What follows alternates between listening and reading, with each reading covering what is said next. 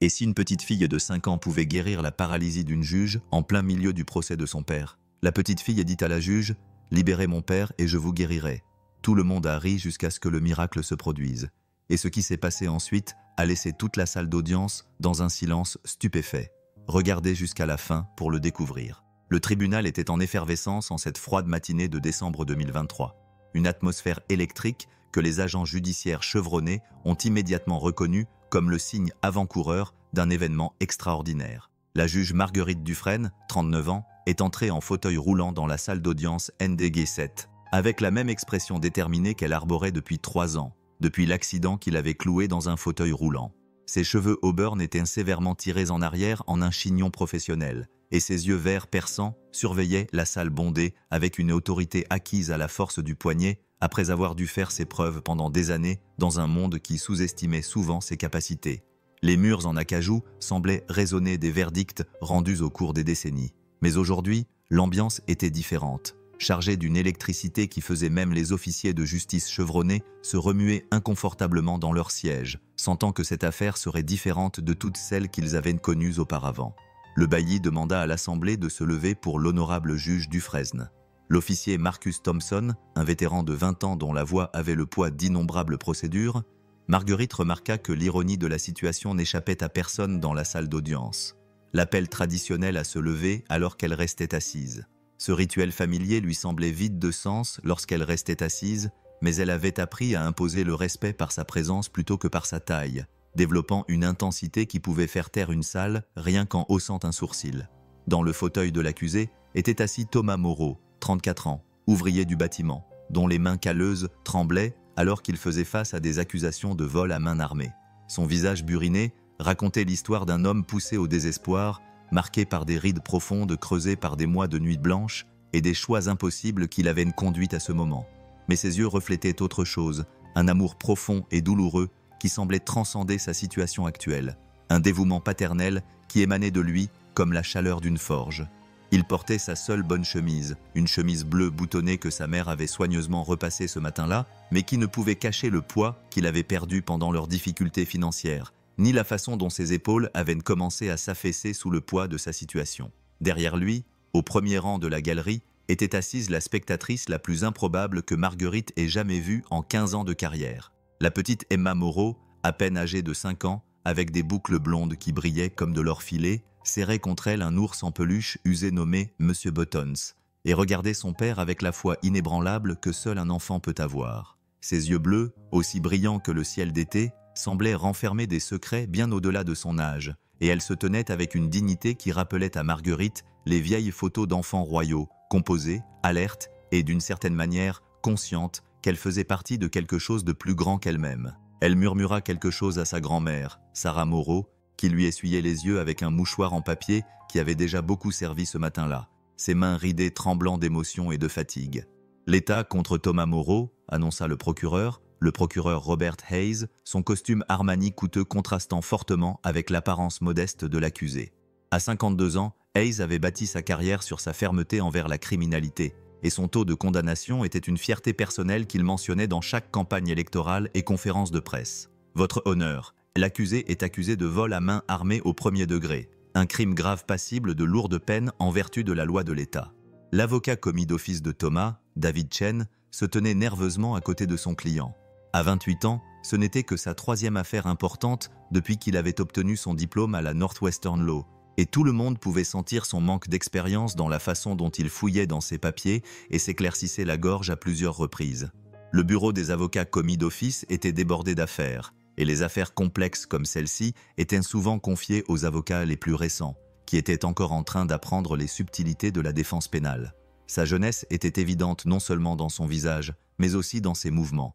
Les gestes rapides et nerveux de quelqu'un qui n'avait pas encore appris à projeter le calme et la confiance que les avocats chevronnés affichaient comme une armure. En examinant le dossier étalé devant elle, Marguerite ne put s'empêcher de remarquer les circonstances particulières qui distinguaient cette affaire des centaines d'autres qu'elle avait supervisées. Thomas aurait braqué la pharmacie de Petit sur Elm Street. Mais au lieu de voler des stupéfiants ou de l'argent comme dans les braquages de pharmacie habituels, il n'avait pris que de l'insuline et des médicaments contre la fièvre pour enfants, ce qui témoignait davantage du désespoir que de la cupidité. Les images de vidéosurveillance le montraient, laissant 18,37 $ sur le comptoir. Pas assez pour payer les articles, mais clairement tout l'argent qu'il possédait au monde. L'heure indiquée était 23h47, et Marguerite pouvait voir le désespoir dans ses mouvements. La façon dont il regardait par-dessus son épaule, non pas pour voir si la police arrivait, mais vers son camion où sa fille attendait. Papa n'a rien fait de mal. Emma a soudainement déclaré, sa petite voix résonnant dans la salle d'audience silencieuse comme une cloche traversant la brume matinale. Des murmures ont parcouru la galerie comme des vagues sur un étang. Marguerite a levé la main pour demander le silence, mais ses yeux se sont attardés sur la petite fille dont les convictions innocentes semblaient remettre en question tout le déroulement de la procédure. Il y avait quelque chose de presque éthéré chez cet enfant, comme si elle portait des secrets trop grands pour son petit corps, des mystères que les adultes avaient oublié comment voir. La lumière du matin qui filtrait à travers les hautes fenêtres illuminait le visage d'Emma, créant une lueur presque angélique qui fit pencher plusieurs jurés en avant inconsciemment, attirés par quelque chose qu'ils ne pouvaient pas vraiment nommer, mais qu'ils reconnaissaient instinctivement comme important. Marguerite avait vu des milliers de familles de prévenus au cours de ses 15 années de carrière et avait été témoin de toutes les émotions humaines possibles dans ces salles d'audience, mais jamais la présence d'un enfant ne lui avait semblé aussi importante. Marguerite avait vu des milliers de familles de prévenus au cours de ses 15 années de carrière et avait été témoin de toutes les émotions humaines possibles dans ces salles d'audience, mais jamais la présence d'un enfant ne lui avait semblé aussi importante. C'était comme si l'univers avait placé cette petite fille ici pour une raison qui ne s'était pas encore révélée, comme si elle attendait le bon moment pour accomplir une mission cosmique qui changerait tout. 3 mois plus tôt, Thomas Moreau menait une vie complètement différente. Une vie remplie de ces petites satisfactions simples que les travailleurs comprennent et apprécient. Il faisait des doubles équipes chez Morrison Construction. Son corps solide manipulait les poutres d'acier et le béton avec l'aisance de quelqu'un qui travaille dans le bâtiment depuis 15 ans, construisant la charpente des gratte-ciel qui allèrent durer des générations.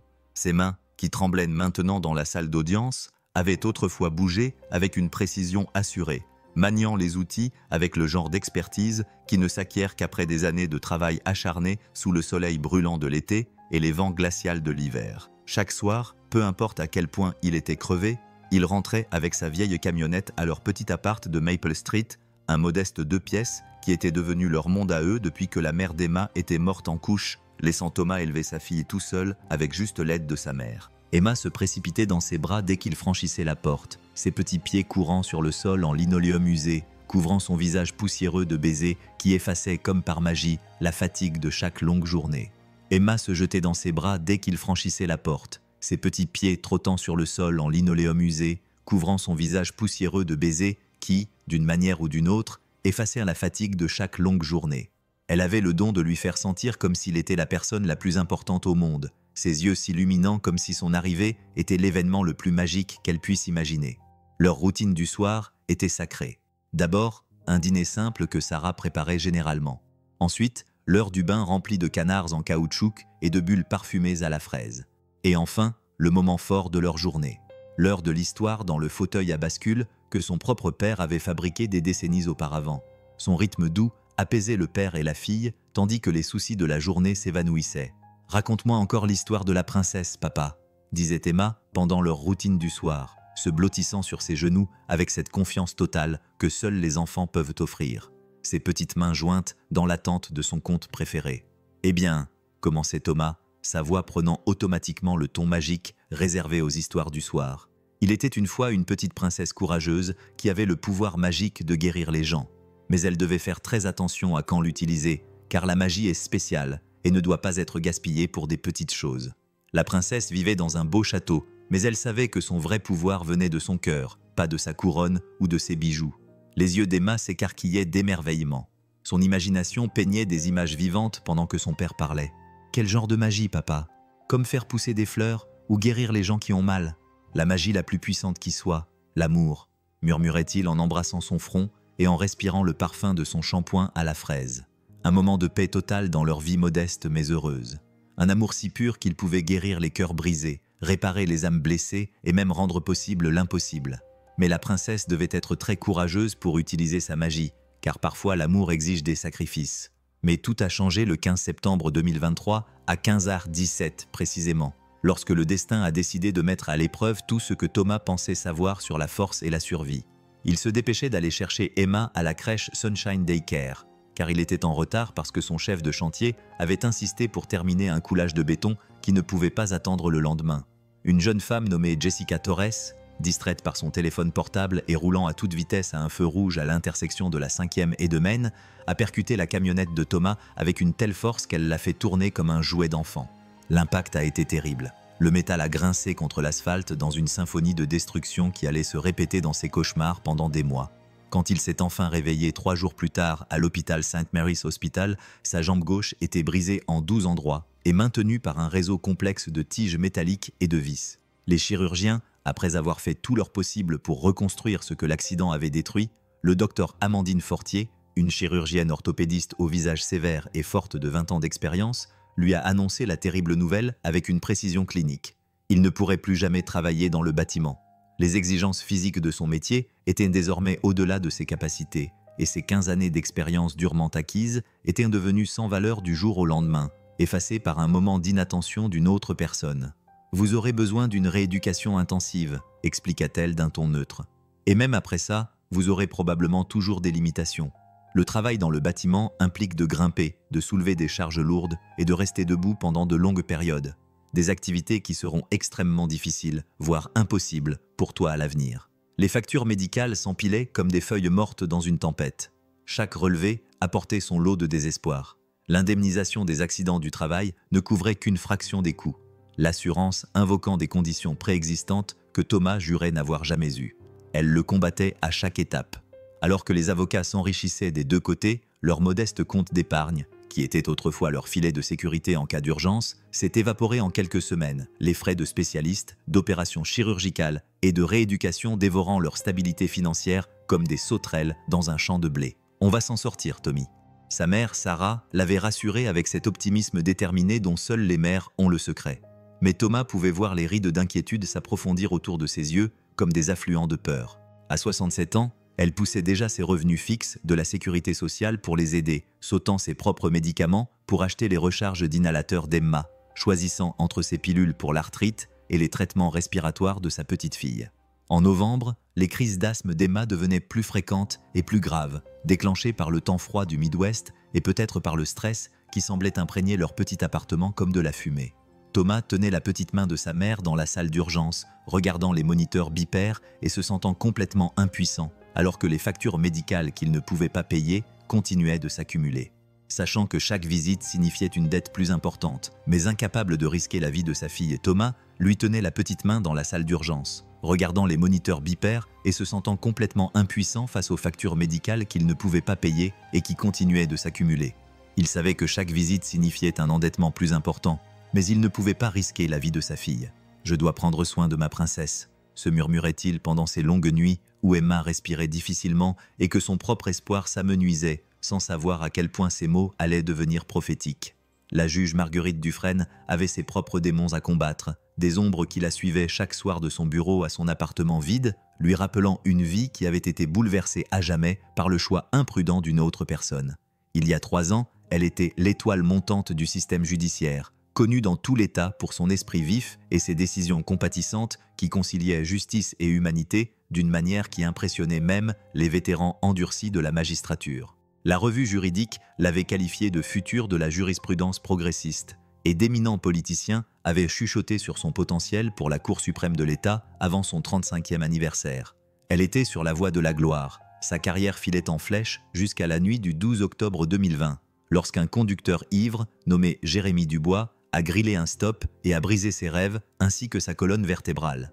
Jérémy Dubois, à peine âgé de 23 ans et tout juste sorti de l'université, fêtait son diplôme avec des amis à la Murphy's Tavern lorsqu'il a pris la décision fatidique de rentrer chez lui en voiture au lieu d'appeler un Uber. Son taux d'alcoolémie était près de 3 fois supérieur à la limite légale lorsque sa Jeep Cherokee a percuté la Honda Accord de Marguerite à 70 km/h. Une collision qui n'a duré que quelques secondes, mais qui a changé 2 vies à jamais. Marguerite se souvient de chaque détail avec une clarté cristalline. La radio jouait Here Comes the Sun des Beatles. L'odeur de la pluie sur l'asphalte après une averse plus tôt dans la journée. La façon dont les phares sont apparus dans son champ de vision périphérique comme des étoiles filantes, devenant de plus en plus grands et lumineux jusqu'à remplir tout son univers de lumière puis de ténèbres. Le choc avait été si violent que les secours l'avaient d'abord crue morte. Sa voiture était écrasée comme une canette en aluminium, son corps brisé de telle manière qu'il lui faudrait des mois d'opération et des années de rééducation pour s'en remettre. La rééducation avait été éprouvante, une lutte quotidienne contre la douleur et les limitations qui mettaient à rude épreuve chaque once de sa détermination.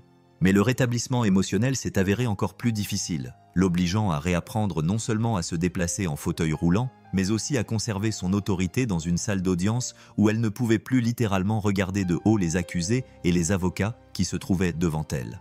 Les gestes simples qui autrefois traduisaient son pouvoir, comme se lever pour souligner un point, marcher pour examiner des preuves, dominer un avocat qui discutait, étaient désormais impossibles, l'obligeant à trouver de nouveaux moyens d'imposer le respect et de garder le contrôle. « Vous êtes plus forte que vous ne le pensez », lui avait répété à maintes reprises son kinésithérapeute, Marcus Rodriguez, pendant les mois douloureux de sa convalescence au centre de rééducation.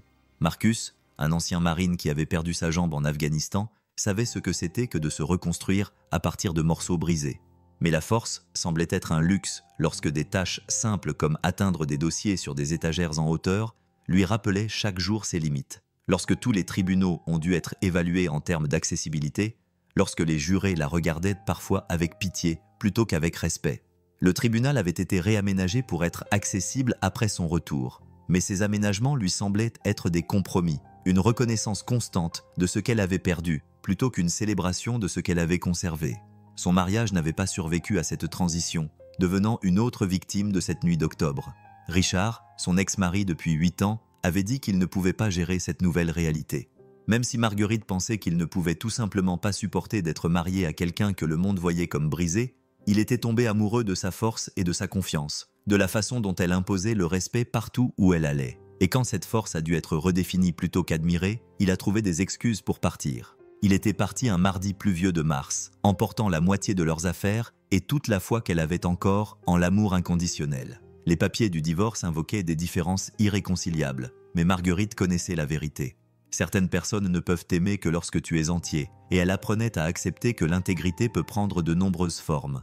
Elle ne manquait pas d'ironie en passant ses journées à juger les autres tout en se sentant jugée par un monde qui voyait souvent le fauteuil roulant avant la femme. Les agents judiciaires étaient serviables, mais parfois condescendants, parlant plus fort comme si son audition était altérée, ou se déplaçant trop vite pour l'aider avant qu'elle ne demande de l'aide. Les avocats la traitaient parfois avec condescendance, et les accusés semblaient parfois penser qu'elle serait plus indulgente en raison de son propre malheur.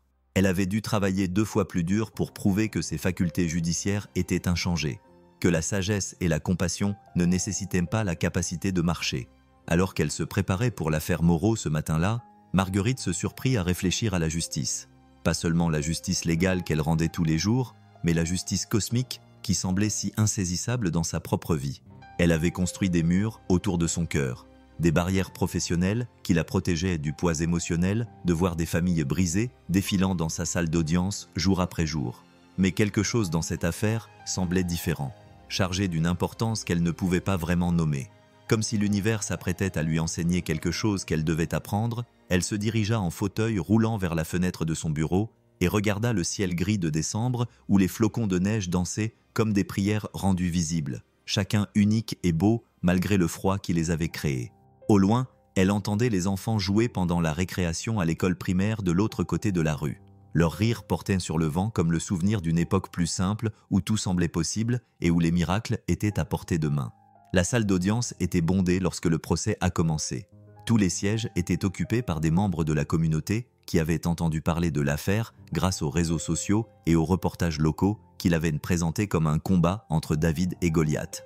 La galerie bourdonnait de conversations discrètes, les visages remplis de cette sympathie qui apparaît lorsque les gens reconnaissent leur propre vulnérabilité dans la situation désespérée d'autrui.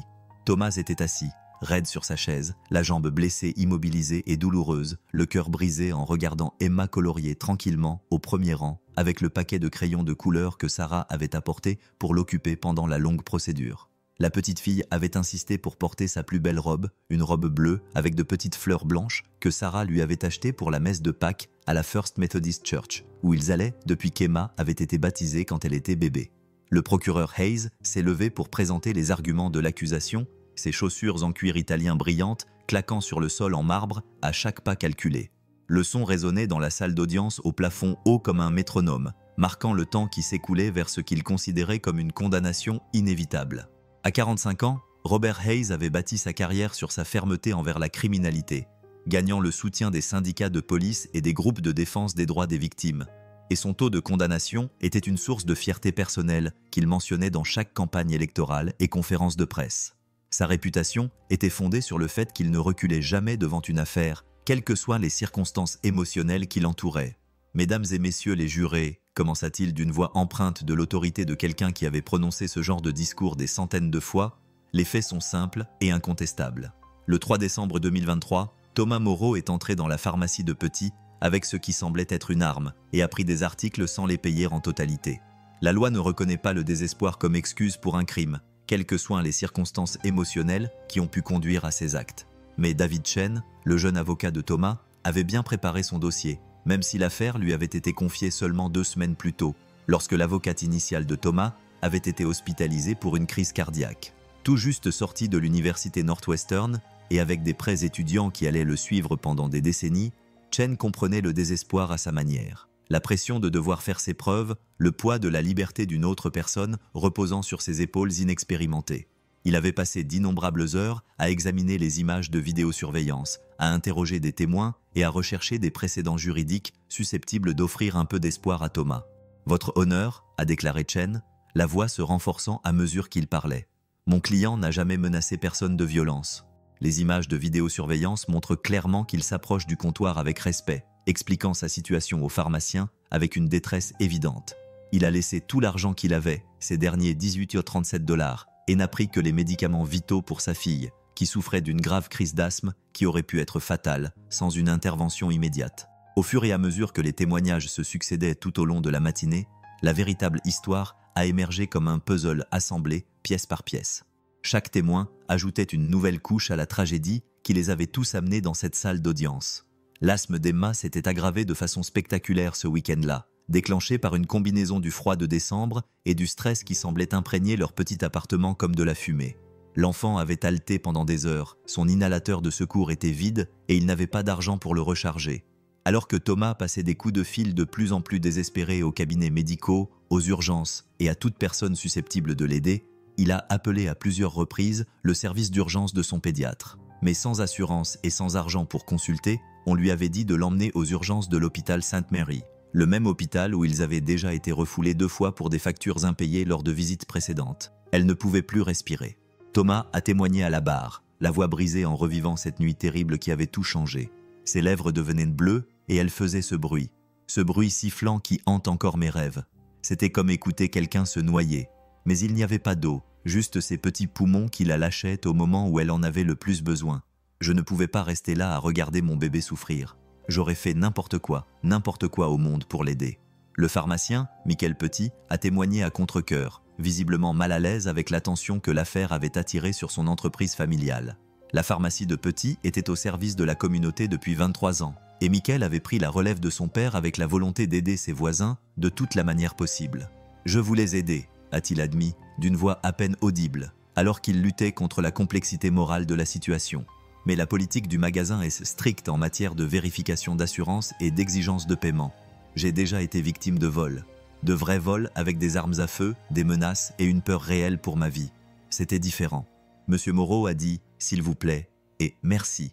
Il s'est excusé de ne pas avoir assez d'argent. Il m'a montré une photo de sa fille sur son téléphone et j'ai pu voir le désespoir dans ses yeux. Mais j'ai des employés à protéger, un stock à comptabiliser et des règles d'entreprise à respecter. Emma a écouté chaque mot avec l'intense concentration que les enfants accordent souvent aux conversations d'adultes qu'ils ne sont pas censés comprendre entièrement. Son jeune esprit a traité les émotions complexes et les arguments juridiques avec une clarté surprenante. Ses yeux bleus passaient d'un interlocuteur à l'autre comme si elle enregistrait chaque détail dans un but qui n'appartenait qu'à elle. Pendant la pause de l'après-midi, elle a tiré sur la manche de sa grand-mère avec une urgence surprenante. Son petit visage était crispé par la concentration et l'inquiétude. « Mamie, pourquoi sont-ils méchants avec papa ?» demanda-t-elle, sa petite voix trahissant la confusion et l'indignation qui envahissent un enfant dont le sens de la justice est bafoué.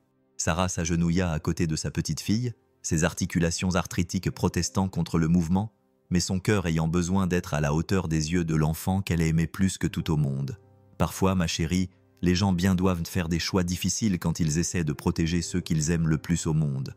Mais papa n'est pas méchant, insista Emma avec cette certitude absolue que seuls les enfants possèdent. Ses petites mains se serraient en poing, comme si elle était prête à se battre contre tout le système judiciaire pour l'honneur de son père. Il m'aime juste plus que tout, et l'amour n'est pas censé causer des problèmes aux gens.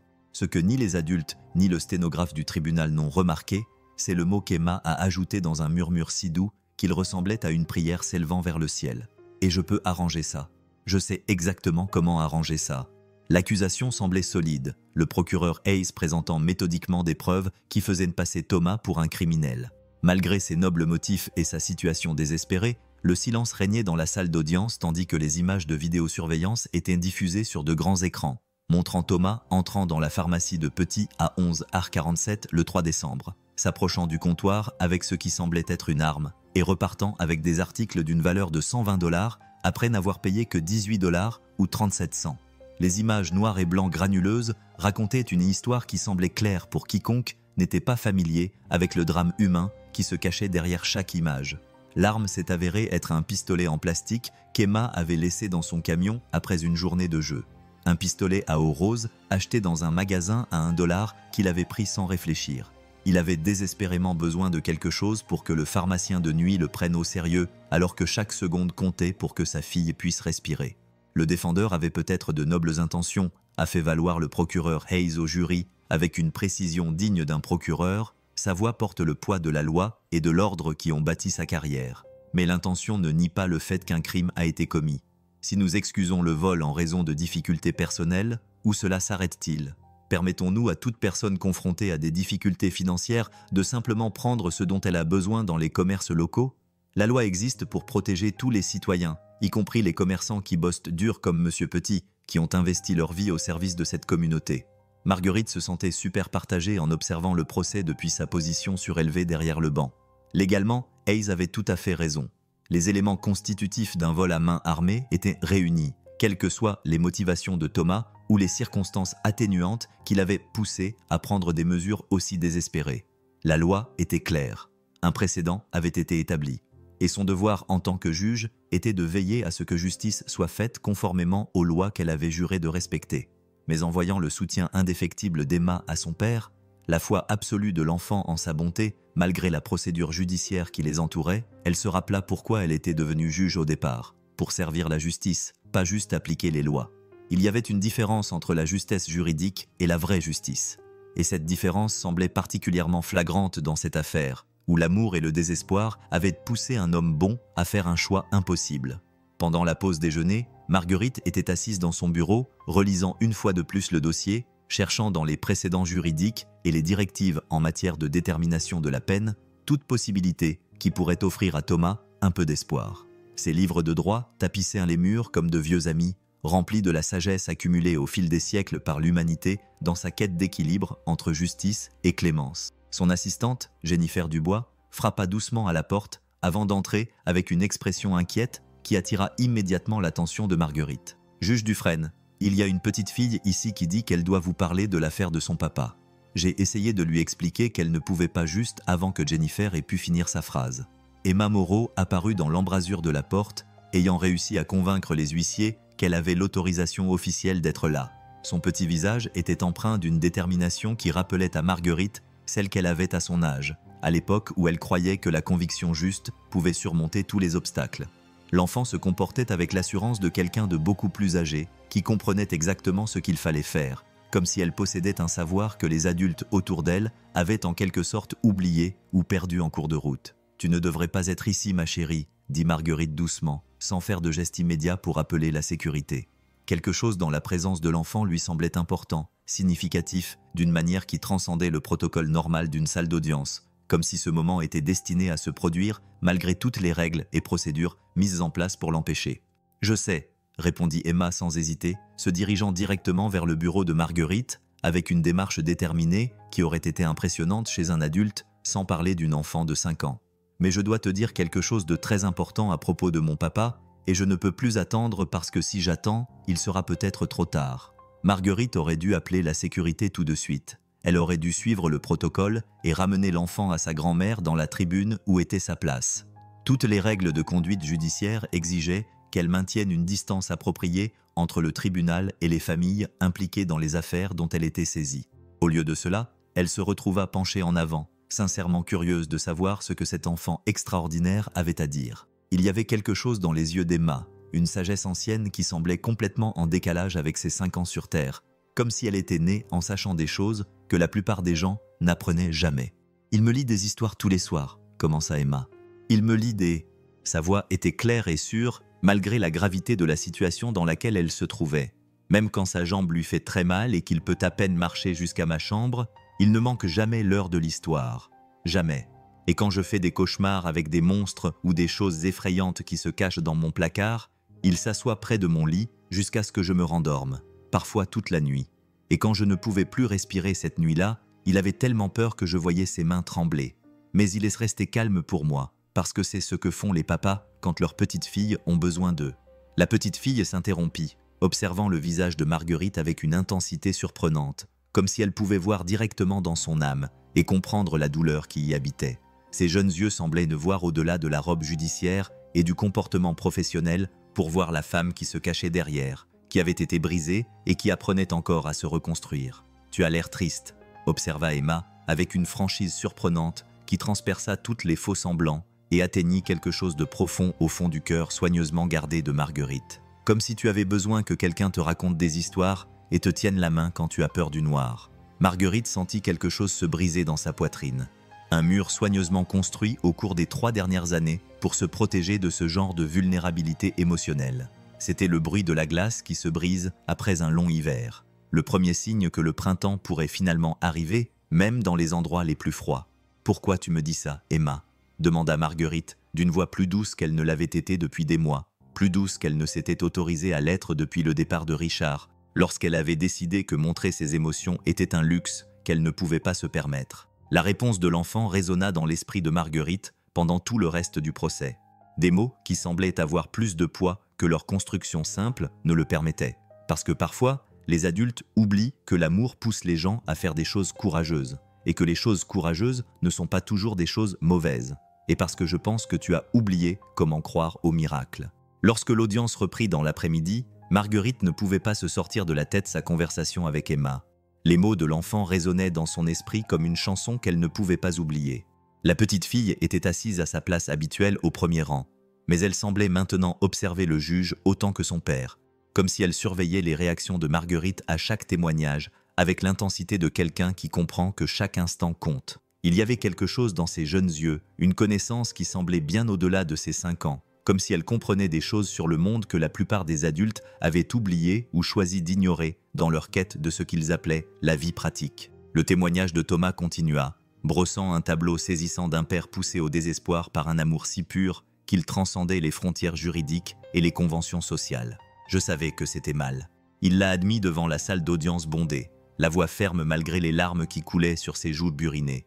Chaque mot était soigneusement choisi, car il savait que l'avenir de sa fille dépendait de sa capacité à faire comprendre au jury ce que l'amour pouvait pousser un homme à faire. Mais quand votre enfant ne peut plus respirer, quand vous voyez la vie quitter son petit visage et que vous n'avez personne vers qui vous tourner, le bien et le mal deviennent des concepts très simples. J'accepterai n'importe quelle conséquence, purgerai n'importe quelle peine, paierai n'importe quel prix pour lui sauver la vie. C'est ce que font les pères. On protège nos enfants, même quand le monde dit qu'on a tort de le faire. Le jury, composé de 8 femmes et 4 hommes, pour la plupart parents eux-mêmes et conscients des choix impossibles que la parentalité impose parfois, écoutait avec une émotion palpable. Plusieurs jurés ont essuyé leurs yeux lorsque Thomas a décrit la crise d'asthme d'Emma cette nuit terrible. La façon dont son petit corps s'était convulsé alors qu'elle luttait pour chaque souffle. Le bruit de sa respiration sifflante qui l'avait poussé à envisager des options qu'il n'aurait jamais cru possibles. La salle d'audience était si silencieuse que les seuls bruits étaient le doux ronronnement du système de chauffage et les sanglots occasionnels de quelqu'un dans la tribune qui luttait pour garder leur calme. Le docteur Émilie Rodriguez, pédiatre d'Emma à l'hôpital pour enfants Hospital, a témoigné par vidéoconférence sur la gravité de l'état de la petite fille. Son attitude professionnelle ne pouvait masquer complètement son inquiétude personnelle pour une patiente à laquelle elle s'était profondément attachée. Sans médicaments appropriés et une intervention immédiate, les crises d'asthme pouvaient en effet mettre la vie en danger, a-t-elle expliqué avec une précision clinique, ces mots portant tout le poids de l'autorité médicale. Les épisodes qu'elle avait vécus ce week-end-là étaient parmi les plus graves que j'avais jamais observés chez une patiente aussi jeune. Les actions de M. Moreau, bien que juridiquement discutables, étaient médicalement nécessaires. Chaque minute comptait, et les voies traditionnelles, urgences, centres de soins d'urgence, avaient déjà laissé tomber cette famille en raison de contraintes financières. Mais c'est le témoignage de Sarah Moreau qui a vraiment bouleversé toute la salle d'audience. Cette grand-mère de 67 ans, vêtue de sa meilleure robe et des boucles d'oreilles en perles que son défunt mari lui avait offertes il y a 40 ans pour leur anniversaire de mariage, a raconté comment elle avait vu son fils lutter pour subvenir aux besoins de sa fille après que son accident ait détruit leur stabilité financière et leur sentiment de sécurité. Sa voix reflétait la sagesse de quelqu'un qui avait traversé la pauvreté de la Grande Dépression et qui comprenait ce que signifiait choisir entre la dignité et la survie. « Il a vendu tout ce qu'on avait de valeur », a dit Sarah. Sa voix était ferme, malgré les larmes qui coulaient, sans s'arrêter sur ses joues ridées. Ses outils de construction, qui avaient été son gagne-pain pendant 15 ans. La camionnette que son père l'avait aidé à acheter quand il avait obtenu son permis d'entrepreneur. Même son alliance, qui avait appartenu à son grand-père et était le dernier lien qui le reliait à sa défunte épouse. Mais cela n'a pas suffi. Les factures médicales se moquent bien de l'amour ou des bonnes intentions. Et le système les a laissés tomber alors qu'ils en avaient le plus besoin. Quand des gens bien tombent dans les mailles du filet de la société, ils doivent parfois faire des choix impossibles juste pour survivre un jour de plus. Pendant le contre-interrogatoire, le procureur Hayes a insisté, sentant une faiblesse dans le témoignage émotionnel qui menaçait de saper son dossier soigneusement construit. « Madame Moreau, êtes-vous en train de dire que la loi ne devrait pas s'appliquer à votre fils simplement parce qu'il prétend aimer sa fille ? Tous les parents confrontés à des difficultés financières devraient-ils être autorisés à prendre ce dont ils ont besoin ? C'est ce que je dis, répondit Sarah avec une fermeté surprenante, redressant les épaules et regardant directement le procureur avec la détermination inébranlable qu'il avait portée à travers 70 années de difficultés. Que parfois, la loi doit se rappeler qu'elle existe pour servir les gens, et non l'inverse. Et parfois, l'amour exige une sorte de courage qui ressemble à une transgression des règles pour ceux qui n'ont jamais été confrontés à des choix aussi impossibles. À vous d'en juger, si vous le voulez bien. Au fur et à mesure que l'après-midi avançait, Marguerite remarqua qu'Emma devait de plus en plus agitée, son petit corps vibrant pratiquement d'une sorte d'énergie interne. L'enfant ne cessait de regarder son père et le juge, comme si elle calculait quelque chose d'important, mesurant les distances ou le timing ou les possibilités qu'elle seule pouvait voir. Son ours en peluche était oublié sur ses genoux, alors qu'elle se penchait en avant, tout son être concentré sur quelque chose qui ne s'était pas encore révélé. Finalement, lorsque l'avocat de la défense Chen a annoncé que la défense avait terminé sa plaidoirie, Emma s'est levée avec une détermination soudaine qui a attiré l'attention de tout le monde. « Madame la juge », dit-elle clairement, sa petite voix résonnant dans la salle d'audience, soudainement silencieuse, avec une autorité surprenante qui semblait venir de bien au-delà de ses 5 ans. Marguerite aurait dû rétablir l'ordre, maintenir le décorum dans la salle d'audience et appeler les huissiers pour rétablir la procédure appropriée. Au lieu de cela, elle s'est retrouvée à demander « Oui, Emma, j'ai quelque chose de très important à dire à propos de mon papa. » La salle d'audience éclata en chuchotements et murmures, mais Marguerite leva la main pour demander le silence, sentant que ce moment était plus important que le protocole ou la procédure. « J'ai quelque chose de très important à dire à propos de mon papa. » La salle d'audience s'est remplie de chuchotements et de murmures, mais Marguerite a levé la main pour demander le silence, sentant que ce moment était plus important que le protocole ou la procédure. Quelque chose dans le comportement de l'enfant suggérait que ce qui allait se passer allait tout changer. « Que veux-tu dire ?» Emma s'avança vers l'avant de la salle d'audience, son ours en peluche serré fermement dans ses petits bras, avec une détermination et une assurance qui semblaient impossibles chez quelqu'un d'aussi jeune. Elle s'arrêta juste devant le banc de Marguerite, leva les yeux vers la juge avec une certitude et une foi inébranlables, et prononça les mots qui allaient tout changer. « Libérez mon papa, et je vous ferai remarcher. » La salle d'audience est devenue complètement silencieuse, comme si toutes les personnes présentes avaient arrêté de respirer en même temps. Les mots d'Emma flottaient dans l'air comme un défi à tout ce que les adultes croyaient de la réalité. La médecine et l'impossible. Marguerite fixait la petite fille de 5 ans qui venait de lui promettre la seule chose qu'elle avait cessé de croire possible depuis 3 ans. Les yeux bleus de la petite fille ne laissaient transparaître aucune trace de doute ou de fantaisie enfantine.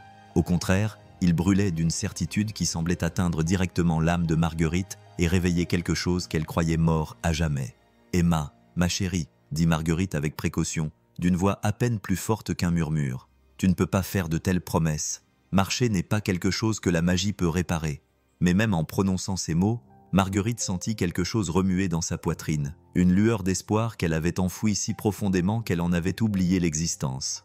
La partie rationnelle de son esprit lui criait qu'il s'agissait d'un rêve d'enfant, mais quelque chose de plus profond, de plus primitif, lui murmurait que la raison n'était peut-être pas le seul moyen de comprendre le monde. Da Hayes se leva d'un bond, le visage rouge d'indignation. « Votre honneur, c'est tout à fait inapproprié. La fille de l'accusé ne peut pas passer d'accord avec la cour. C'est une parodie de justice. » Sa voix exprimait la colère légitime de quelqu'un qui avait bâti toute sa carrière sur le principe que la loi et l'ordre étaient la seule chose qui séparait la civilisation du chaos. Mais son objection semblait creuse face à la conviction inébranlable d'Emma, comme si on criait à l'océan d'arrêter ses vagues. Mais Emma ne recula pas. Au contraire, elle s'approcha du banc de Marguerite, ses petites mains appuyées contre le bois poli, le regard levé avec cette foi absolue que seuls les enfants possèdent. « Je ne passe pas d'accord », dit-elle clairement, sa voix résonnant dans la salle d'audience bondée avec une autorité surprenante. « Je fais une promesse. Et les promesses, c'est pas pareil que les accords, parce que les promesses viennent de l'amour.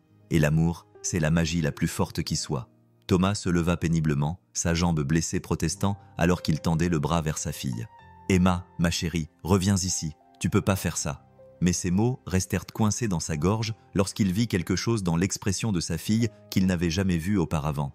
Une connaissance qui semblait bien dépasser ses 5 ans, comme si elle avait attendu toute sa courte vie pour ce moment précis. « Papa m'a parlé de la princesse qui avait le pouvoir de guérir. » Emma continua, sa voix se renforçant à chaque mot. « Mais il ne m'a jamais dit que j'étais cette princesse. Je l'ai découvert toute seule quand j'ai touché l'oiseau de Madame Henderson et qu'il a cessé d'être malade. » Elle se tourna vers l'autre ensemble de la salle d'audience. Sa petite silhouette attirait l'attention de toutes les personnes présentes. Et quand j'ai tenu la main de mamie pendant sa crise d'arthrite le mois dernier et que ça a disparu pendant 3 jours entiers, Sarah Moreau eut le souffle coupé depuis son siège dans la tribune, sa main se portant à sa bouche alors qu'elle se souvenait de cet après-midi étrange où ses douleurs articulaires constantes avaient tout simplement disparu après que Emma ait insisté pour lui tenir la main. Elle avait attribué cela aux nouveaux médicaments que son médecin lui avait prescrits. Mais maintenant, en regardant le visage déterminé de sa petite fille, elle commençait à se demander s'il n'y avait pas une autre explication. Marguerite se retrouva penchée en avant, attirée par quelque chose qu'elle ne pouvait ni nommer ni expliquer.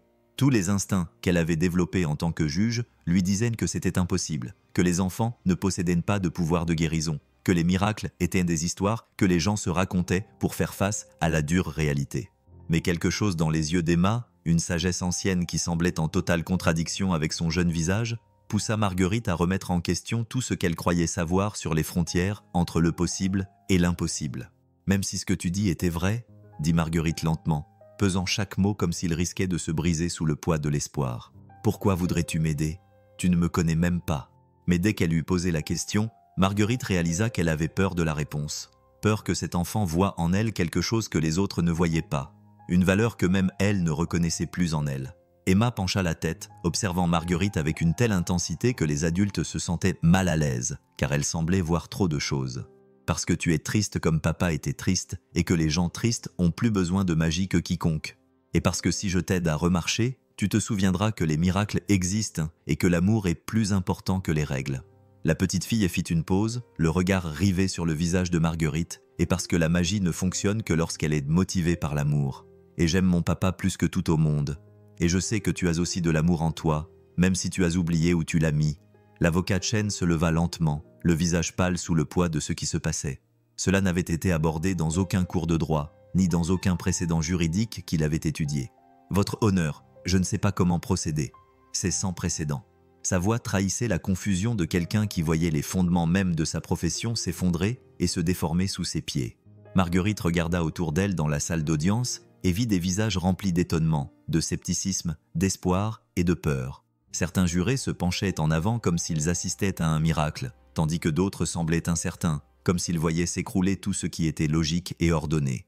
La sténographe avait arrêté de taper, les mains figées au-dessus du clavier, comme si elle ne trouvait pas les mots pour décrire ce qui se passait. « C'est dingue », marmonna Da Hayes. Mais sa voix n'avait plus la conviction de tout à l'heure. La sténographe avait arrêté de taper, les mains figées au-dessus du clavier, comme si elle ne trouvait pas les mots pour décrire ce qui se passait. « C'est dingue », marmonna Da Hayes. Mais sa voix n'avait plus la conviction de tout à l'heure. Même lui semblait affecté par l'étrange électricité qui avait envahi la salle d'audience. Le sentiment qu'ils étaient tous participants à quelque chose de plus grand qu'un simple procès criminel.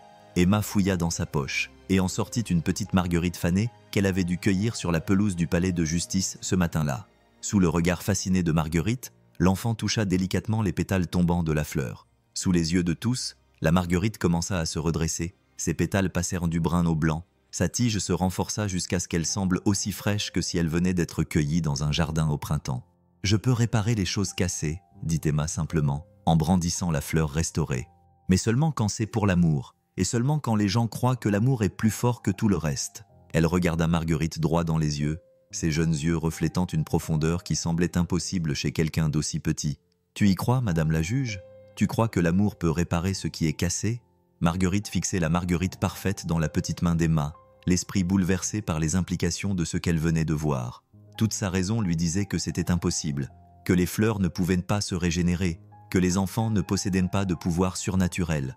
Mais la preuve était là, devant elle, tenue par une fillette de 5 ans, dont l'amour pour son père les avait tous amenés à ce moment impossible.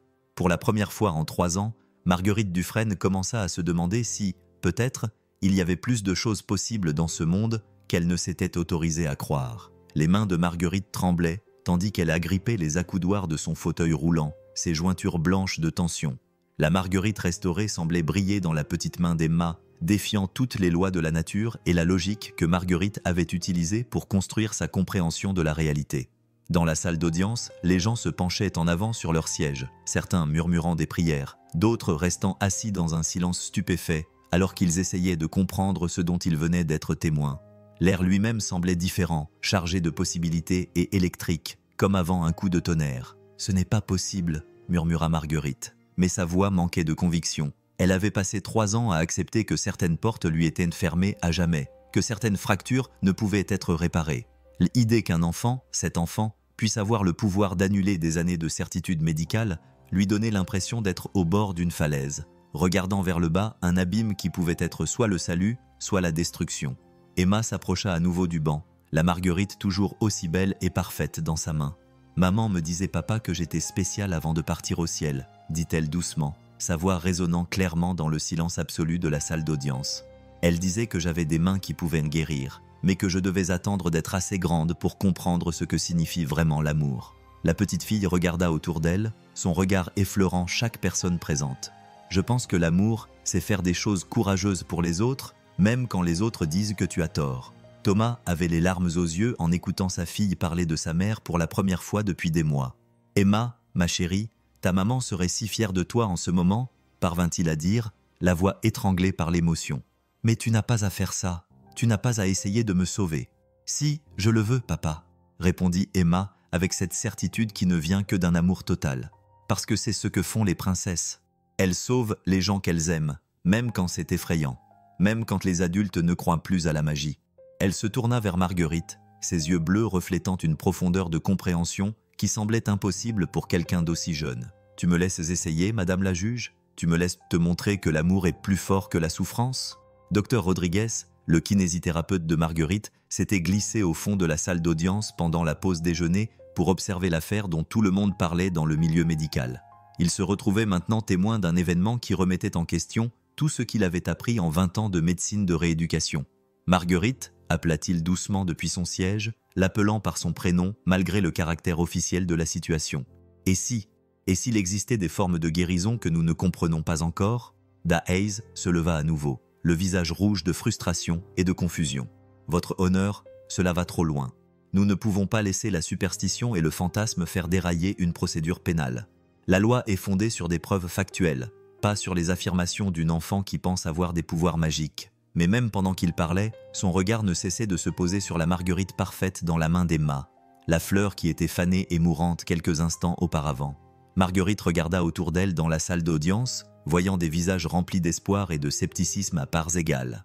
Certains jurés se penchaient en avant, visiblement fascinés, tandis que d'autres semblaient profondément mal à l'aise avec la tournure que prenait la procédure. La sténographe du tribunal avait repris sa frappe, mais son expression suggérait qu'elle avait du mal à trouver les mots pour décrire ce dont elle était témoin. « Même si je voulais autoriser cela, » dit Marguerite avec prudence, « je ne sais pas comment cela fonctionnerait sur le plan juridique.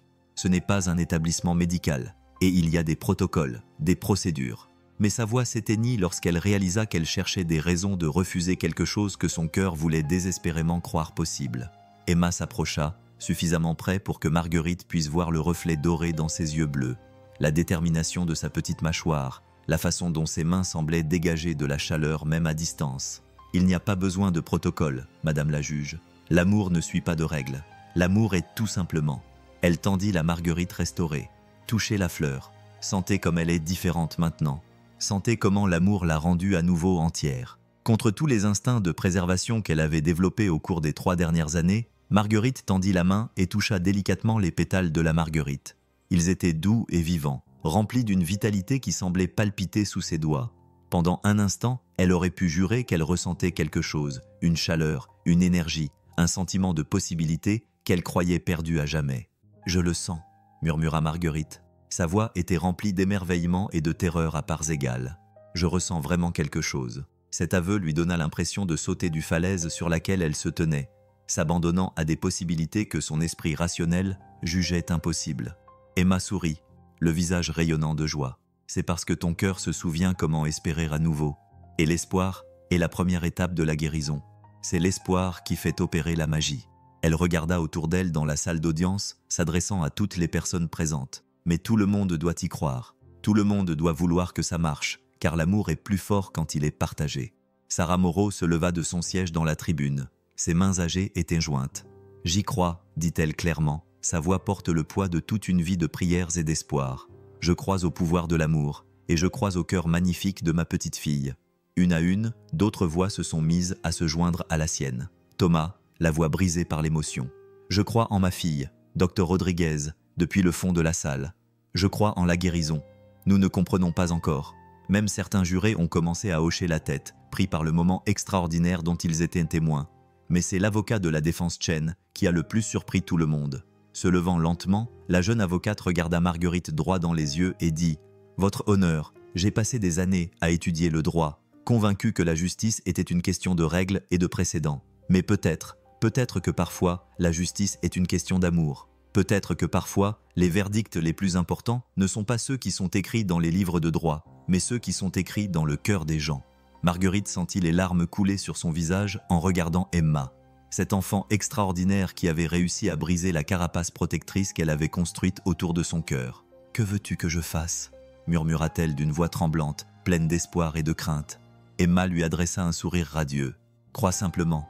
Madame la juge croit que l'amour peut tout réparer, même ce que les médecins disent être irréparable. Crois que les miracles arrivent quand on en a le plus besoin.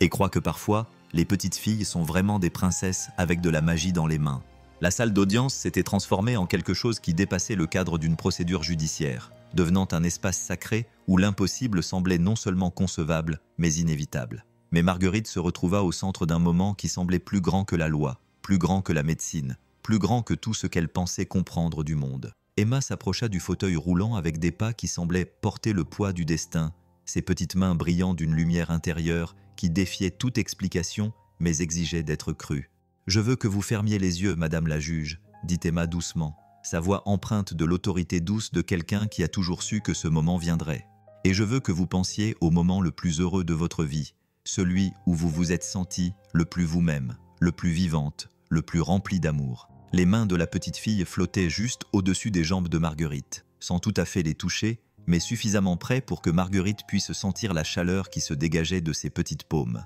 Marguerite ferma les yeux et fut immédiatement transportée 10 ans en arrière, un jour d'été. Elle faisait une randonnée dans les montagnes du Colorado avec Richard avant que leur mariage ne s'effondre et que l'accident ne change tout. Ils avaient atteint le sommet du mont Elbert juste au moment où le soleil se couchait, peignant le ciel de nuances dorées et cramoisies qui lui coupaient le souffle. À ce moment-là, debout au sommet du monde avec l'homme qu'elle aimait, elle s'était sentie invincible, comme si tout était possible, comme si l'avenir s'étendait devant eux, brillant et sans limite. « Je peux le voir », murmura Emma, la voix pleine d'émerveillement. « Je peux voir ton souvenir heureux, et il est magnifique. Tu étais si forte à l'époque, si pleine de lumière. Cette lumière est toujours en toi, Madame la juge. Elle ne t'a jamais quittée. Elle était juste en sommeil, attendant que quelqu'un la réveille. » Dans la salle d'audience, tout le monde retenait son souffle. Même Da Hayes avait cessé de protester, fasciné par la scène surnaturelle qui se déroulait devant lui. Les mains des sténographes du tribunal s'étaient à nouveau immobilisées, comme s'ils reconnaissaient que certains moments étaient trop sacrés pour être consignés, trop profond pour les outils inadéquats du langage humain. Marguerite sentit quelque chose commencer à remuer dans ses jambes. Marguerite sentit quelque chose commencer à remuer dans ses jambes. Pas l'engourdissement familier qui avait été sa compagne constante pendant 3 ans, mais quelque chose d'autre. Un picotement, une chaleur, une sensation d'éveil qui partit de ses orteils et se propagea vers le haut comme le soleil se levant sur un sol gelé. « Oh mon Dieu !» murmura-t-elle d'une voix à peine audible. « Je sens quelque chose, je sens vraiment quelque chose. » « C'est ton corps qui se souvient comment être entier, » expliqua Emma, ses petites mains posées doucement sur les genoux de Marguerite. « Parfois, nos corps oublient des choses quand on est trop triste ou trop effrayé. Mais l'amour les aide à se souvenir. L'amour est le meilleur professeur pour les corps qui ont oublié comment fonctionner correctement. » Le docteur Rodriguez se leva de son siège à l'arrière, sa formation médicale en contradiction avec ce dont il était témoin. « C'est impossible, » murmura-t-il. Mais sa voix traduisait davantage l'émerveillement que le scepticisme. Les lésions de la moelle épinière ne guérissent pas comme ça. Les dommages sont permanents, irréversibles. Mais alors même qu'il parlait, il voyait quelque chose changer dans la posture de Marguerite. Un léger mouvement qui suggérait que son corps réagissait à des forces qui dépassaient la compréhension médicale. Thomas regardait sa fille, les larmes coulaient sur son visage. Il ne la voyait plus comme la petite fille qu'il bordait dans son lit chaque soir, mais comme l'être extraordinaire qu'elle avait toujours été d'une manière ou d'une autre. Elle tenait ça de sa mère, murmura-t-il à personne en particulier. La mère d'Emma avait aussi des mains qui guérissaient. Elle pouvait calmer les crises d'asthme d'Emma simplement en la serrant dans ses bras. Elle pouvait faire disparaître la douleur d'un simple toucher. Je pensais que c'était juste de l'amour. Mais peut-être que l'amour et la magie sont la même chose. Les mains d'Emma commencèrent à briller plus fort, et Marguerite sentit la sensation dans ses jambes s'intensifier. C'était comme si tous les nerfs qui avaient été silencieux pendant 3 ans se mettaient soudainement à chanter. Chaque fibre musculaire qui avait oublié sa raison d'être se souvenait comment danser. La chaleur se répandit dans ses hanches, sa colonne vertébrale, atteignant des endroits qui avaient été froids et engourdis pendant si longtemps qu'elle avait oublié leur existence. « La magie fonctionne », annonça Emma avec une satisfaction tranquille. « Mais il faut plus d'amour pour terminer. Tous ceux qui y croient doivent envoyer leur amour car une guérison aussi importante nécessite le cœur de tout le monde. » Elle regarda autour d'elle dans la salle d'audience avec une intensité pressante. « Pensez à quelqu'un que vous aimez plus que tout et envoyez cet amour au juge. Madame, aidez-moi. Aidez-la à se souvenir comment marcher. » Ce qui se passa ensuite fit parler dans ce tribunal pendant des générations. Sans coordination ni instruction, toutes les personnes présentes dans la salle d'audience, les jurés, les agents de justice, les avocats, les observateurs, commencèrent à fermer les yeux et à concentrer leurs pensées sur l'amour. Certains pensaient à leurs enfants, d'autres à leurs conjoints, à leurs parents, à leurs amis les plus chers. L'air lui-même semblait scintiller sous l'effet de la puissance collective de dizaines de cœurs, tous concentrés sur le même espoir impossible. Marguerite sentit la vague d'amour la submerger comme l'eau chaude de l'océan. Et avec elle vint une force qu'elle n'avait pas connue depuis avant l'accident. Ses jambes, qui étaient inertes depuis si longtemps, commencèrent à bouger avec une sensation réelle. Elle pouvait sentir ses orteils, ses chevilles, ses mollets, des parties d'elle-même qui avaient été perdues, revenaient à la maison. « Je crois que ça marche », murmura-t-elle, la voix remplie d'émerveillement et de terreur. « Je crois que ça marche vraiment. » Emma ouvrit les yeux, brillant de fatigue, mais rayonnant de joie. « Ça marche. Dame juge, votre corps se souvient comment être fort à nouveau, mais vous devez aussi aider. Vous devez vouloir être guéri. Vous devez choisir de croire que vous méritez d'être guéri. » Marguerite baissa les yeux vers ses jambes, qui tremblaient maintenant d'une sensation réelle plutôt que des souvenirs fantômes qui la hantaient depuis des années. Pour la première fois depuis l'accident, elle pouvait sentir ses pieds dans ses chaussures, sentir le poids de ses jambes contre les repose-pieds du fauteuil roulant. La transformation était progressive mais indéniable, comme si son système nerveux se réveillait lentement après un long sommeil obscur. « Je veux être entière », murmura Marguerite. Et tandis qu'elle prononçait ces mots, elle sentit quelque chose de fondamental changer en elle. Pas seulement dans son corps, mais dans son cœur et dans son esprit. Dans tout ce qui faisait d'elle ce qu'elle était. « Je veux remarcher. Je veux me tenir debout. » Emma sourit, son petit visage rayonnant d'amour et de satisfaction. « Alors c'est l'heure, Madame la juge. Il est temps d'essayer. » Le moment était venu qui allait soit confirmer les affirmations extraordinaires d'Emma, soit briser l'espoir qui avait rempli tous les cœurs dans la salle d'audience. Marguerite serra les mains de sa mère, les serrant si fort que ses jointures blanchirent de détermination et de terreur, alors qu'elle sentait des sensations qu'elle n'avait pas éprouvées depuis 3 ans parcourir ses jambes. La chaleur qui avait commencé par un picotement se transforma rapidement en une sensation de chaleur qui envahit tout son corps. Je veux marcher à nouveau. » Elle serra Marguerite, agrippa les accoudoirs de son fauteuil roulant, les jointures blanches de détermination et de terreur, alors qu'elle sentait des sensations qu'elle n'avait pas éprouvées depuis 3 ans parcourir ses jambes. La chaleur qui avait commencé par un picotement s'était propagée dans tout le bas de son corps, réveillant des nerfs et des muscles que la science médicale avait déclarés définitivement morts. « Êtes-vous prête, Madame la juge ?» demanda Emma doucement, ses petites mains toujours posées délicatement sur les genoux de Marguerite. Le visage de la petite fille était paisible mais concentré, comme si elle canalisait des forces bien au-delà de sa jeune compréhension. « Souviens-toi, tu dois croire que c'est possible. Tu dois croire que l'amour est plus fort que tout ce qui t'a fait souffrir. » Marguerite acquiesça, les larmes courant sur son visage, alors qu'elle se préparait à tenter quelque chose que tous les médecins, tous les spécialistes, tous les experts médicaux lui avaient dit impossible. « Je suis prête », murmura-t-elle d'une voix à peine audible, mais remplie d'une conviction qu'elle n'avait pas ressentie depuis des années. « Je suis prête à essayer. » Soutenue par les petites mains d'Emma, Marguerite se pencha lentement en avant dans son fauteuil roulant. Pour la première fois en 3 ans, elle sentait les muscles de ses jambes répondre à ses ordres, faibles et tremblants, mais indéniablement vivants.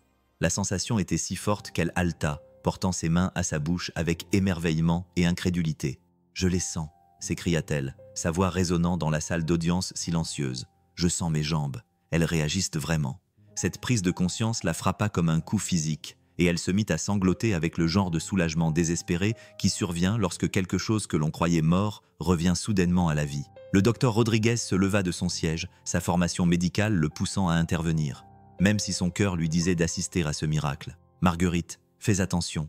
Même si tu retrouves des sensations, tes muscles n'ont pas été utilisés depuis des années. Tu risques de te blesser. » Mais Marguerite était au-delà de toute prudence. Encouragée par Emma et portée par son espoir désespéré, elle planta fermement ses pieds sur le sol et commença lentement, prudemment, à se lever du fauteuil roulant qui avait défini son existence pendant 3 longues années.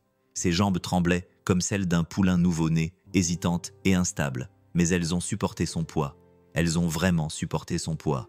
La salle d'audience a explosé. Des cris et des exclamations de stupéfaction ont rempli l'air alors que les gens assistent à ce qui ne pouvait être décrit que comme un miracle. Certains jurés pleuraient ouvertement, d'autres applaudissaient, et plusieurs observateurs s'étaient mis à genoux pour prier. Même les baïfs, entraînés à maintenir l'ordre à tout prix, étaient figés par la scène incroyable qui se déroulait devant eux. « Elle est debout !» murmura quelqu'un à l'arrière. « Mon Dieu, elle est vraiment debout !» Mais Marguerite n'avait pas fini. Avec l'aide d'Emma qui la tenait par la main pour la soutenir et la guider, elle fit un premier pas hésitant. Son pied droit avança, puis son pied gauche. Chaque mouvement était délibéré et tremblant. Marguerite n'avait pas fini. Avec Emma qui lui tenait la main pour la soutenir et la guider, elle fit ses premiers pas hésitants. Son pied droit avança, puis son pied gauche. Chaque mouvement était délibéré et tremblant, mais indéniablement réel. Elle marchait. Après avoir passé 3 ans à croire qu'elle ne remettrait jamais les pieds debout, Marguerite Dufresne marchait. « Encore un pas, juge. Madame » l'encouragea Emma, sa jeune voix remplie de fierté et d'amour. « Vous vous en sortez très bien. Votre corps se souvient comment danser. » Marguerite fit un autre pas, puis un autre, sa confiance grandissant à chaque mouvement. La faiblesse était toujours là. L'incertitude, la nouveauté des sensations qu'elle croyait perdues à jamais. Mais sous tout cela se cachait une force. Pas seulement une force physique, mais aussi une force spirituelle qui vient du fait d'être témoin de l'impossible devenir possible grâce au pouvoir de l'amour. De Hayes resta stupéfait, silencieux. Toute sa vision du monde s'effondrait et se reconstruisait alors qu'il regardait une femme paralysée traverser son tribunal. Tout ce sur quoi il avait bâti sa carrière, les faits, les preuves, les explications rationnelles, semblaient insuffisants face à ce dont il était témoin. « Ça change tout », murmura-t-il. Sa voix était pleine d'émerveillement et de confusion. « Ça change absolument tout ». Marguerite atteignit le centre de la salle d'audience et se tourna vers toutes les personnes présentes. Debout sur ses 2 jambes pour la première fois depuis 3 ans, elle ressemblait à une femme renaissante. Son visage rayonnait de joie et de gratitude. Sa posture était droite et forte malgré le tremblement de ses jambes. « Mesdames et messieurs », dit-elle, sa voix portant clairement dans la salle d'audience silencieuse. « Je pense que nous venons d'être témoins de quelque chose qui remet en question tout ce que nous pensions savoir sur le possible et l'impossible. » Elle baissa les yeux vers Emma, qui se tenait à côté d'elle, rayonnante de fierté et d'épuisement. « Cet enfant remarquable m'a rendu non seulement ma capacité à marcher, mais aussi ma foi dans les miracles. » Thomas s'était relevé péniblement, sa jambe blessée lui faisant souffrir le martyre, mais son cœur battait la chamade en voyant sa fille accomplir l'impossible. « Emma » a-t-il dit d'une voix émue, « ma chérie, tu as réussi, tu as vraiment réussi. » Mais Emma n'avait pas fini. Regardant autour d'elle la salle d'audience transformée, elle s'est adressée à toutes les personnes présentes avec la sagesse de quelqu'un bien plus âgé qu'elle. « Voilà ce que l'amour peut faire quand tout le monde y croit ensemble », a-t-elle dit clairement. Mais la vraie magie, ce n'est pas seulement de faire remarcher la juge. La vraie magie, c'est de se rappeler que l'amour est plus fort que n'importe quelle règle, loi ou tout ce qui essaie de séparer les familles. Elle s'approcha de son père et lui prit la main. « Maintenant, vous allez laisser mon papa rentrer à la maison, juge ? Maintenant, tu comprends que parfois, les gens font des choses courageuses parce que l'amour les rend courageux et que ce n'est pas la même chose qu'être mauvais ?» Marguerite baissa les yeux vers cet enfant extraordinaire qui non seulement lui avait rendu l'usage de ses jambes, mais avait aussi enseigné à toute une salle d'audience le pouvoir transformateur de l'amour. Les implications juridiques de ce qui venait de se passer nécessitaient une réflexion approfondie. Mais dans son cœur, Marguerite savait déjà quelle serait sa décision. « Emma, dit-elle doucement, tu nous as montré à tous qu'il y a des choses plus importantes que le strict respect de la loi. Tu nous as montré que l'amour, lorsqu'il est suffisamment pur et fort, peut guérir non seulement les corps, mais aussi les cœurs, les âmes et les familles brisées. » La salle d'audience attendait dans un silence haletant, tandis que Marguerite se préparait à rendre un jugement qui serait sans précédent dans l'histoire du droit. Un verdict fondé non seulement sur la loi, mais aussi sur l'amour, non seulement sur la jurisprudence, mais aussi sur la vérité profonde, que parfois, les miracles se produisent quand on en a le plus besoin. Marguerite se tenait au centre de la salle d'audience, les jambes encore tremblantes après le miracle qu'elle venait de vivre, le cœur plus rempli qu'il ne l'avait été depuis des années. Les implications juridiques de ce qui venait de se passer seraient sans aucun doute débattues par les universitaires et les avocats pendant des décennies. Mais à ce moment-là, elle savait avec une certitude absolue à quoi ressemblait la justice. Cela ne ressemblait pas à une punition ou à une vengeance. Elle ressemblait à une petite fille de 5 ans qui avait tout risqué pour sauver son père, qui avait partagé son don extraordinaire, non pas pour son profit personnel, mais par amour pur. « Avant de rendre mon verdict, a dit Marguerite, sa voix résonnant clairement dans la salle d'audience transformée. Je veux que tout le monde comprenne ce dont nous avons été témoins ici aujourd'hui. Nous avons vu l'amour dans sa forme la plus pure. L'amour d'une enfant pour son père, l'amour d'un père pour sa fille, et le genre d'amour qui peut littéralement déplacer des montagnes et guérir les cœurs brisés. » Elle fit une pause, regardant les visages remplis d'émerveillement et d'espoir. « Emma Moreau nous a appris à tous que parfois, les lois les plus importantes ne sont pas écrites dans les livres, mais dans nos cœurs. » Da Hayes s'approcha du banc, sa confiance initiale remplacée par de l'humilité et de la confusion. « Votre honneur, je dois vous parler des accusations. Après ce dont nous avons été témoins, je ne suis pas sûr que l'État puisse en toute conscience poursuivre cette affaire. Les circonstances sont sans précédent. » Sa voix trahissait l'incertitude de quelqu'un dont la vision du monde avait été bouleversée en l'espace d'un après-midi. Emma tira sur la robe judiciaire de Marguerite, son petit visage levé avec un espoir pressant. « Madame la juge, ça signifie que mon papa peut rentrer à la maison avec moi ce soir ? Ça signifie qu'on peut être à nouveau une famille ?» Cette question simple transperça toute la complexité juridique pour aller au cœur de ce qui importait vraiment. Une petite fille qui voulait retrouver son père. Marguerite s'agenouilla pour se mettre à la hauteur d'Emma. Un mouvement qui aurait été impossible quelques minutes plus tôt. « Emma, ce que tu as fait aujourd'hui, le cadeau que tu as offert non seulement à moi, mais à toutes les personnes présentes dans cette salle d'audience, nous a montré que l'amour peut vraiment tout surmonter. L'affaire de ton papa n'a jamais vraiment été une question de droit. Il s'agissait d'un père qui aimait tellement sa fille qu'il était prêt à tout risquer pour lui sauver la vie. » Thomas s'approcha lentement, sa jambe blessée rendant chaque pas douloureux, mais son cœur était léger, rempli d'espoir pour la première fois depuis des mois. « Votre honneur, dit-il d'une voix étouffée par l'émotion. Je ne sais pas comment vous remercier, comment remercier ma fille, comment exprimer ce que cela signifie pour notre famille. Emma a des capacités que je commence seulement à comprendre. Mais plus que cela, elle a un cœur qui voit le bon en chacun, même quand ils ne le voient pas eux-mêmes. » Marguerite se leva à nouveau, face à la salle d'audience, avec une force et une détermination renouvelées. « Thomas Moreau, tu es accusé de vol à main armée, mais ce que les preuves montrent vraiment, c'est un père poussé par l'amour à faire un choix impossible. La loi dit une chose, mais la justice, la vraie justice, en dit une autre. » Elle regarda autour d'elle dans la salle d'audience, voyant des visages qui reflétaient sa propre transformation. « En 15 ans passés à ce poste, j'ai appris que la lettre de la loi et l'esprit de justice ne sont pas toujours en phase. Aujourd'hui, une enfant nous a rappelé ce qui est le plus important. » Sarah Moreau s'est avancée vers l'avant de la salle d'audience, le visage marqué par les larmes de joie et de soulagement. « Madame la juge Dufresne, a-t-elle dit, la voix empreinte de la sagesse de ces 7 décennies. Juge Dufresne, a-t-elle dit, sa voix empreinte de la sagesse de 7 décennies de vie. Ce que ma petite fille a fait pour vous aujourd'hui, Elle l'a fait pour les autres toute sa vie. De petites guérisons, de petits miracles que nous avons expliqués comme des coïncidences ou des vœux pieux. Mais peut-être avions-nous tort de les expliquer ainsi. Peut-être avions-nous tort de cesser de croire à la magie.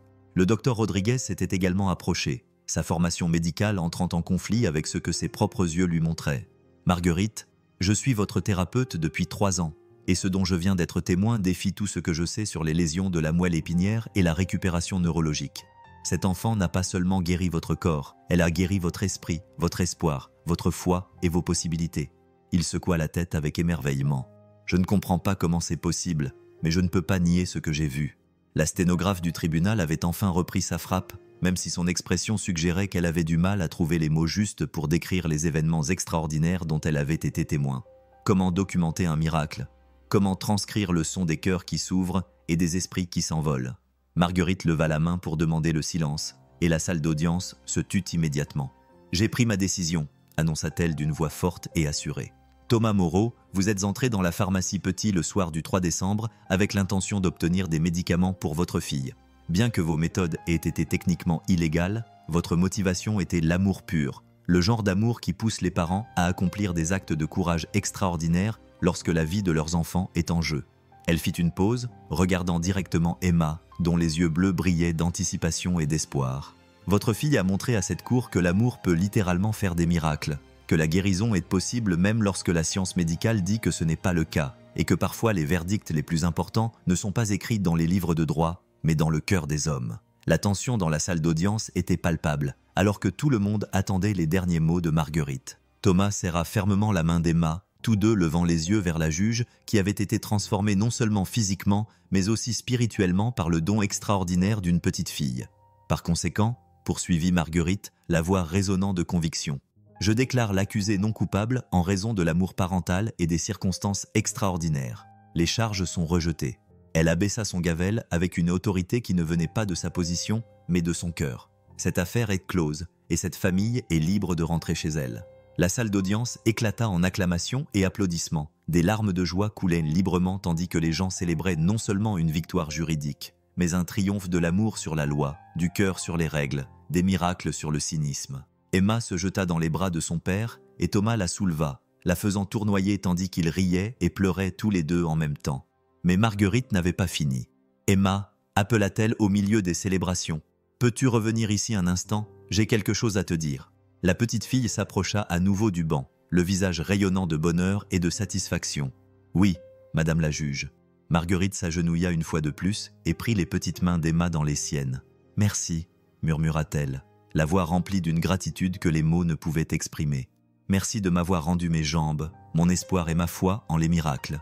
Mais surtout, merci de m'avoir rappelé que l'amour est vraiment la force la plus puissante de l'univers. » Emma sourit, le visage rayonnant de joie. « De rien, madame la juge, mais n'oubliez pas que la magie a toujours été en vous. Je vous ai juste aidé à vous en souvenir. » 3 mois plus tard, la juge Marguerite Dufresne entra dans la salle d'audience NDG7 sans aide. Ses pas étaient assurés et confiants. La transformation était totale. Pas seulement la guérison physique qui lui avait rendu l'usage de ses jambes, mais aussi la guérison spirituelle qui lui avait redonné foi en l'humanité, en l'amour et en la possibilité des miracles. Le tribunal était devenu un endroit différent depuis ce jour de décembre où une petite fille de 5 ans avait tout changé. Et Marguerite s'est retrouvée à aborder chaque affaire avec une nouvelle compréhension de ce que signifiait vraiment la justice. La famille Moreau était devenue une habituée du tribunal, non pas en tant que défendeur, mais en tant qu'amie. Emma passait souvent dans le bureau de Marguerite après l'école, pour lui apporter ses dessins ou simplement pour discuter de sa journée. Thomas avait trouvé un nouveau boulot dans une entreprise de construction appartenant à Michael Petit, le pharmacien qui avait témoigné pendant le procès. Petit avait été tellement touché par l'histoire de la famille qu'il avait proposé à Thomas un poste de responsable de l'entretien et des réparations de son entreprise, un boulot qui lui permettait de travailler malgré sa blessure, tout en lui assurant un revenu stable et une assurance maladie. « Juge Marguerite !» cria Emma en entrant dans le bureau, ses boucles blondes rebondissant à chaque pas. À 5 ans et demi, elle semblait devenir chaque jour plus extraordinaire, ses pouvoirs de guérison s'affinant à mesure qu'elle apprenait à comprendre et à contrôler son don. « Je t'ai apporté quelque chose de spécial. » Marguerite leva les yeux de ses dossiers, le visage illuminé par l'affection sincère qu'elle éprouvait pour cet enfant qui était devenu comme une fille pour elle. « Qu'est-ce que tu as pour moi aujourd'hui, ma chérie ?» Emma lui tendit un petit pot de fleurs, un minuscule rosier dont les boutons commençaient tout juste à s'épanouir. « Je l'ai fait pousser moi-même, mais j'ai utilisé une technique spéciale, dit-elle dans un chuchotement complice. Le genre qui utilise la magie de l'amour. Papa dit que je peux utiliser la magie pour créer de belles choses, tant que je ne me fatigue pas trop. » Marguerite prit la plante avec émerveillement, admirant sa perfection, sa vigueur et sa vitalité. « C'est magnifique, Emma. Mais tu es sûre que tu devrais utiliser tes capacités aussi librement? Et si les gens découvraient ton don ?» Emma pencha la tête d'un air pensif, réfléchissant à la question avec le sérieux dont elle traitait toutes les discussions concernant ses pouvoirs extraordinaires. Grand-mère dit que certains dons sont faits pour être partagés et que d'autres doivent rester secrets jusqu'au moment opportun. Je pense que mon don de guérison est pour l'essentiel secret, sauf dans les moments particuliers où l'amour doit être plus fort que les règles. Elle sourit joyeusement. Mais cultiver, c'est différent. Cultiver rend le monde plus beau, et le monde a besoin de plus de beauté. Par la fenêtre, Marguerite pouvait voir Thomas qui attendait dans le hall du tribunal. Il avait accompagné Emma à sa visite et allait la raccompagner à la maison, une simple routine familiale qui était impossible il y a quelques mois à peine. La vue remplit le cœur de Marguerite de chaleur, lui rappelant à quel point toute leur vie avait changé. Le docteur Rodriguez apparut dans l'embrasure de la porte, une tasse de café à la main et l'expression légèrement perplexe qu'il avait depuis décembre. « Marguerite, comment vont vos jambes aujourd'hui? Avez-vous des douleurs, des raideurs, des sensations inhabituelles ?» Son suivi continu de son état était devenu autant une question de curiosité scientifique que de soins médicaux. Il documentait son rétablissement dans un article que les revues médicales refusaient de publier, le jugeant insuffisamment étayé par des preuves médicales conventionnelles. « Parfait », répondit Marguerite en se levant et en faisant une petite démonstration de marche dans son bureau. « Mieux que parfait, en fait. Je me sens plus forte maintenant qu'avant l'accident. C'est comme si Emma n'avait pas seulement réparé les dégâts, mais amélioré tout. » Emma rit de cette démonstration. C'est parce que l'amour ne se contente pas de remettre les choses comme elles étaient. L'amour rend les choses meilleures qu'elles étaient avant. L'arthrite de grand-mère n'est pas revenue du tout depuis que je l'ai aidée. Et l'oiseau de Madame Henderson vole plus haut qu'avant. La conversation fut interrompue par un coup à la porte. Da Hayes entra, l'air un peu penaud mais déterminé. Depuis le procès, il était aux prises avec sa propre transformation, se demandant si son approche de la justice n'avait pas été trop rigide, trop axée sur la punition plutôt que sur la guérison. « Votre honneur », dit-il d'un ton officiel, puis il sourit à Emma. « Bonjour Emma, j'espère que vous ne m'excusez pas de vous déranger, mais je voulais discuter avec vous de l'affaire Morrison. L'accusée est une mère célibataire qui a volé de la nourriture pour ses enfants. Compte tenu de ce que nous avons appris de l'affaire Moreau sur la différence entre la loi et la justice, Marguerite acquiesça d'un signe de tête. Hayes avait sollicité ses conseils sur des affaires impliquant des familles en crise, apprenant à voir au-delà des infractions techniques pour découvrir les histoires humaines qui se cachaient derrière. Parlons-en. Emma, veux-tu aller jouer dans le bureau d'à côté pendant que M. Hayes et moi discutons de choses entre adultes? D'accord, mais je peux aider pour l'affaire, demanda Emma avec espoir. Pas avec de la magie, juste avec des idées. Parfois, les adultes compliquent trop les choses alors que la réponse est très simple. Marguerite échangea un regard avec Hayes, qui avait appris à apprécier les idées d'Emma malgré leur origine peu conventionnelle. Quelle est la réponse selon toi, ma chérie? La maman a besoin de nourriture pour ses bébés, n'est-ce pas? Et elle n'avait pas d'argent. Alors, au lieu de la punir, pourquoi ne l'aiderais-tu pas à trouver un moyen d'obtenir de la nourriture et de l'argent pour qu'elle n'ait plus à avoir peur? La solution d'Emma était empreinte d'une logique simple qui transcendait la complexité juridique pour atteindre une sagesse pratique. Hayes sourit.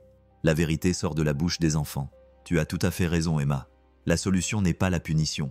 Il faut s'attaquer aux problèmes sous-jacents. Alors qu'Emma s'installait dans le bureau extérieur avec ses livres de coloriage, Marguerite réfléchissait à l'évolution de sa conception de la justice. La loi était toujours importante, mais ce n'était plus la seule considération. L'amour, la compassion et la dignité humaine étaient devenus des éléments tout aussi essentiels de sa philosophie judiciaire. « Tu sais, dit-elle à Hayes, Emma nous a appris quelque chose de profond ce jour-là. Elle nous a montré que des miracles se produisent lorsque nous choisissons l'amour plutôt que la peur, l'espoir plutôt que le cynisme, la guérison plutôt que la punition. C'est peut-être ça, la justice. Pas le respect parfait des règles, mais la compréhension parfaite du cœur humain. » Hayes acquiesça pensivement. « J'ai beaucoup réfléchi à ça ces derniers temps, à la façon dont on définit la justice, à ce qu'on essaie vraiment d'accomplir dans notre système juridique. Cette petite fille a changé plus que ta capacité à marcher. Elle a changé la façon dont on voit toute notre responsabilité les uns envers les autres. » À travers la fenêtre, Marguerite pouvait voir des enfants jouer sur la place du palais de justice, leur rire porté par la brise printanière. Parmi eux, Elle remarqua plusieurs familles qu'elle avait reconnues pour avoir appliqué la philosophie d'Emma, qui privilégiait l'amour et la justice plutôt que la punition et la loi. La communauté était en train de guérir une famille à la fois. Le plus remarquable, songea Marguerite, c'est qu'Emma n'a jamais rien demandé en échange de son cadeau. Elle m'a guéri non pas parce qu'elle voulait quelque chose pour elle-même, mais parce qu'elle comprenait que me guérir aiderait son père. De l'amour pur, du sacrifice pur, de l'espoir pur, appela Emma depuis le bureau voisin. « Juge Marguerite, j'ai fini mon dessin. Tu veux voir ?» Marguerite sortit et trouva Emma qui tenait un dessin où ils étaient tous représentés. Marguerite se tenait droite et fière, Thomas et Emma se tenaient de la main, Sarah souriait et même Da Hayes et le docteur Rodriguez étaient entourés de fleurs et de soleil.